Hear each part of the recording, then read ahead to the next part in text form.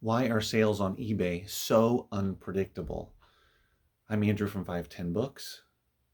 I'm here in my bookstore packing up items that I just sold on eBay in the last 24 hours, which I'll share with you. It is Tuesday, January 4th, 2022.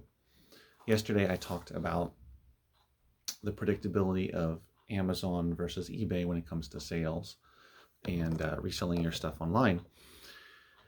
And today is another example. Last 24 hours is another example of how unpredictable eBay can be. So some things that, here, let me share with you, there are some things that are predictable, some things that are not. So for instance, in the last 24 hours, I had 9 sales on eBay, which is awesome. Love it. If I can get 8, 9, 10 sales a day averaged out over the whole month, I am excited with where I am right now with my inventory level. I predict, though, that this will not happen tomorrow, will not happen for the rest of the week. Maybe by Friday, maybe the weekend, I'll start to see some sales pick up. But I predict that it will not be going on the whole week, that it won't be a daily thing. What I think is happening, I hope it will. I hope I'm wrong. But based on my last 4.5 years of selling on eBay, what I'll say is this is a function of people continuing to spend money after Christmas. They get gift certificates, they just get extra money, whatever it may be, and they spend. People tend to keep spending through January, and then it peters out at the beginning of February. That's what I have found to be true on Amazon as well as on eBay. So it's possible that I could see some increased sales in general this week, but I doubt I'm going to get 9 sales tomorrow or any day this week. I will be surprised. I'll let you know if I do, and it'll be great. But I don't think so. But yeah, this is the unpredictability of eBay. Whereas with Amazon, it's a little more predictable. Now, how are my sales on FBA the last couple of days? I've had sales. So far 1 today. I had 1 or 2 yesterday. The day before that, I had 3 sales. The day before that, I had more than that. So, it's a little over the place, but I'm getting sales every day on FBA. But again, my inventory level is only 500, over 550-ish, 530. I can't remember what I told you yesterday, but it's over 500. So it's much smaller than where I am right now on eBay with 1,300. This morning I checked, I had 1,305, I believe, active items on eBay. If I had that many items on FBA, I'd be selling 10 a day. Way more. Because I know what I would have sent in, and I know I would only send in items that were actually going to sell in a short period of time and price it the right way. Doesn't mean everything's going to sell. I'm not having that debate. I'm not saying that. I just mean that it's more predictable. So I sold a variety of items on eBay, which is generally what I do because I do have a variety of stuff for sale, because I get all kinds of stuff donated to me at the store, or I buy Gaylords, or just buy in bulk in general, and just come across a lot of different types of media. So I'll share that with you in a second. But yeah, 9 sales in the last 24 hours is awesome. I had a couple this morning. They kept coming in. A couple of biggish sales. So I did $252 in gross sales on eBay in the last 24 hours, which is great. That's what I mean. If I can do that, average that out about every day, about 8 to 10 sales, I'm happy.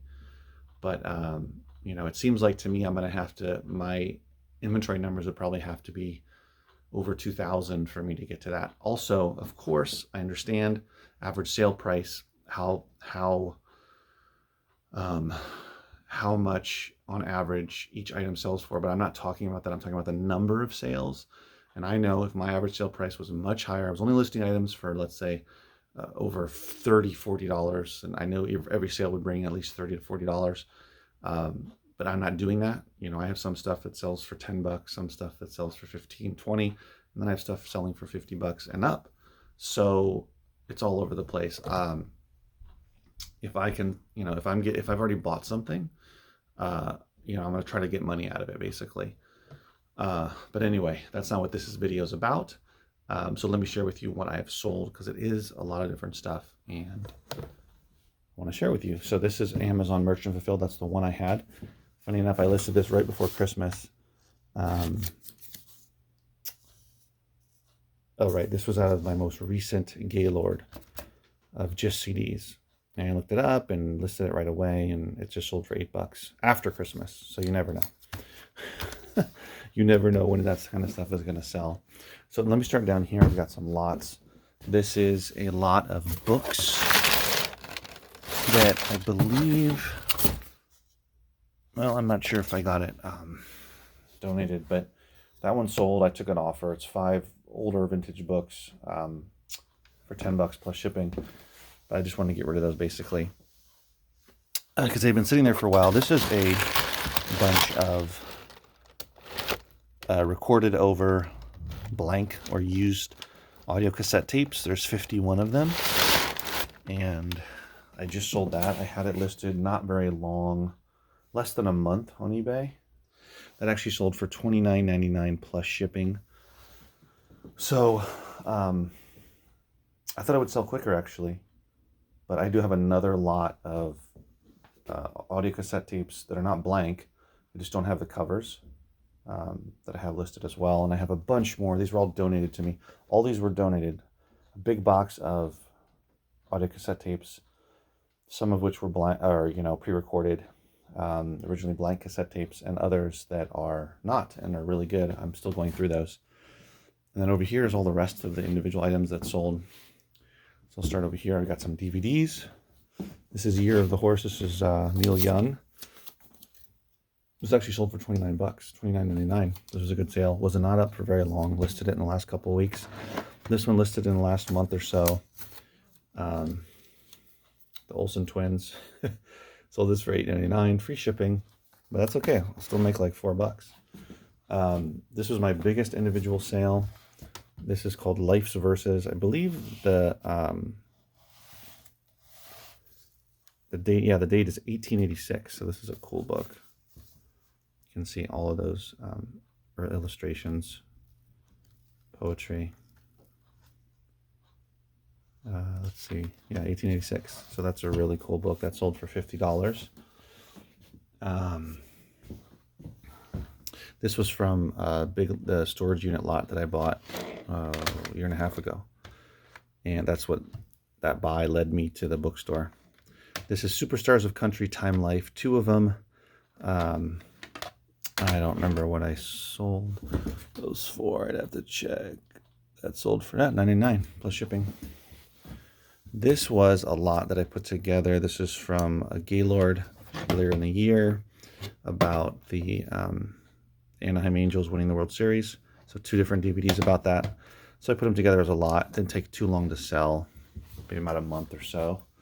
$14.99 plus shipping. This one's interesting.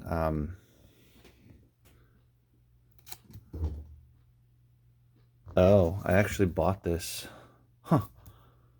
I may have, I think I bought this at a thrift store. But this is The 7 Habits of Highly Effective People. It's a sort of like planner. It's from Stephen Covey. It's not filled in. Sold it for $19.99. That's sat for a long time. Bought it for $2, but anyway, made some money off of that. This one was a donation. Little Britain is a BBC television show. 3 seasons. I believe it's the whole series.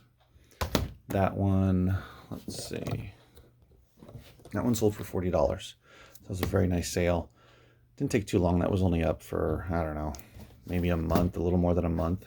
Didn't take too long. So some nice individual sales as well. And yeah, so I know that eBay is it's not predictable. Why is it not predictable? Well, it seems to be because there's not enough data. So as a seller, you don't have access to the kind of information you have access to with Amazon. There's no sales ranks. There's no historical sales charts. All you can do is see what's sold in the last 3 months or 12 months. If you have a store subscription on eBay, you can use the TerraPeak function. But again, that you can only do, as far as I know, within that laptop or within your computer, and not on your phone. So on your phone, you can only look up last 3 months, and I'm using my phone most of the time to look items up, not taking them home to look them up on the computer. So there's that, and that's really it, aside from knowing how many items or what your competition is currently and where those prices are. That's really all you have. And of course your experience. If you're new, you don't have that, but if you've been doing it for years, you have the experience of using that data, minimal data, what has sold in the past, what it's sold for, what is currently up for sale, and how much it's going for, and then using those two pieces of information to price your item or even decide whether you want to sell it on eBay. So this is another big reason why I started my warehouse sale. It's been 2 years, believe it or not. End of 2019, October and November was my first sale, I believe November.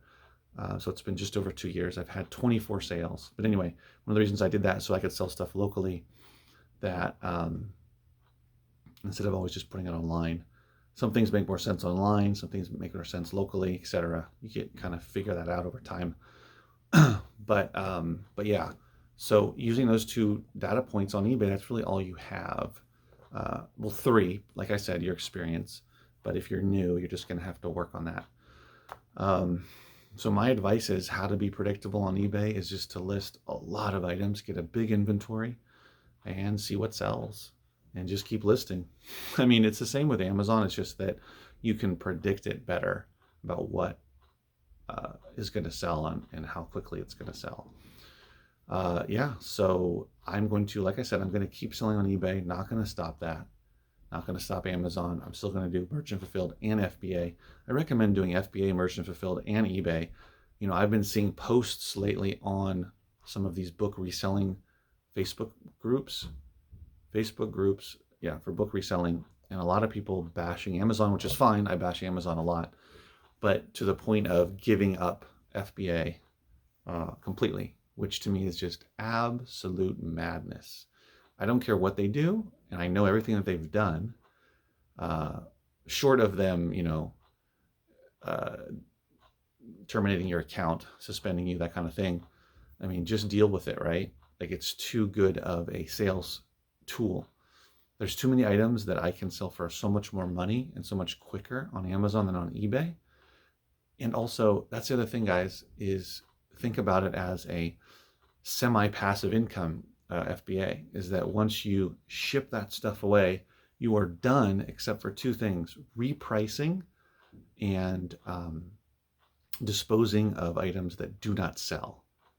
Now you can, of course, you can have your own repricer that's automatic. Of course, on Amazon, you can set things to automatically be disposed once they hit a year, or you can do that stuff manually. But those are the two things, and it's up to you how you want to go about that. If you want to have an automatic repricer, if you want to do it manually or do it at all, or if you want to dispose things manually or have it automatically be disposed. But that's really it. And if you price it right and send in the right items, they should sell. Of course, there's always fluctuations. Of course, there's always people that come on and drop the price, and demand goes up and down and all of that. But that's why you use the data. That's why it is so much more predictable. So people are just crazy that give up FBA. Madness. Because if you build up your inventory, and even if you don't send anything in for a month, guess what? You keep selling, and you're not doing any work. You did the work up front. You did the sourcing, the listing, the shipping. There, you're done with the majority of it. The repricing is really the only thing that you would have to hassle with on any regular basis if you're not doing it with a repricer, an automatic repricer. So to me, it is just not smart to do that, but to each their own. Not to mention that once you send it out, you don't have to deal with shipping, because there's enough shipping I have to deal with on eBay and merchant fulfilled, especially me trying, growing my inventory, not shipping out 9 items, well, 10 technically with merchant fulfilled, takes time. I've got to go in there and I've got to print everything out. It doesn't matter what you use. Oh, I print them all out at the same time. So what? You still have to cut them up. You still have to, put the labels on. You still have to seal the envelopes. You still have to put the tape over it. I mean, give me a break. Like, it still takes time. So take that into consideration, right? So thanks for watching, guys. I'll see you in the next video. Have a profitable day. That's something new. Take care.